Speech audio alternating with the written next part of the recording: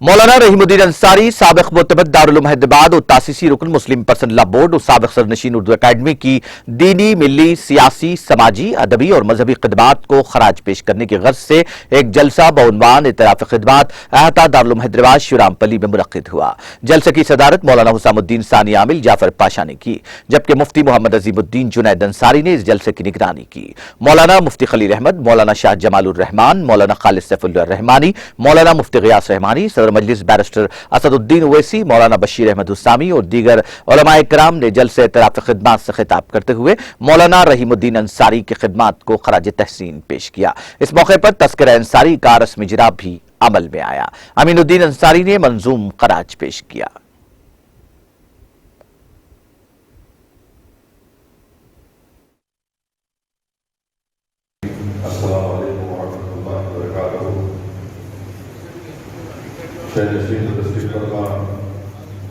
مولانا جمال الرحمان صاحب، سید مصطفیٰ رفاعی صاحب، مولانا مفتی غیاث رحمانی صاحب،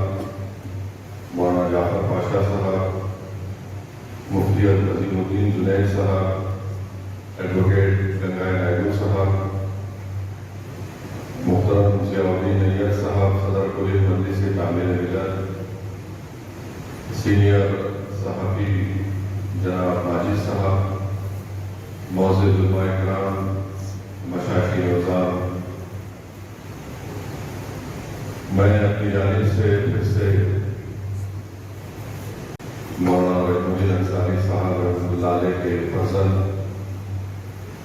دارالعلوم حیدرآباد کے تمام استاد، ذمہ داران اور مولانا جعفر پاشا صاحب کو اپنی جانب سے تعزیت پیش کرتا ہوں، اور میں مولانا رحیم الدین انصاری صاحب کو میرا ان کے ساتھ ایک بڑا لمبا ساتھ رہا ہے،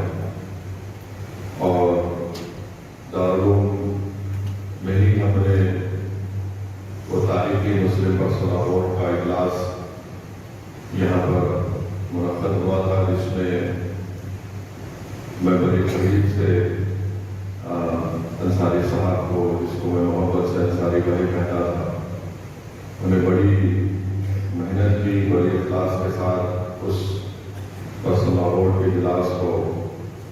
کامیابی سے اس کا انعقاد عمل میں لایا گیا۔ پھر انصاری بھائی کے ساتھ کئی مختلف سیاسی